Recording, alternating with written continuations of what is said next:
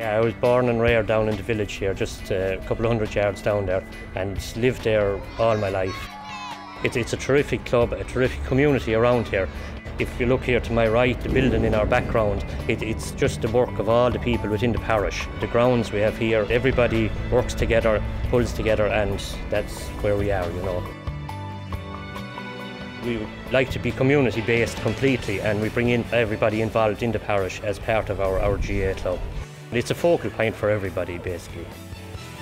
I've been part of the GA, I've been part of Golden Kilfeacle. It's been my life, been all my life, and you know, people should come and join in with the GA. It's a great pastime.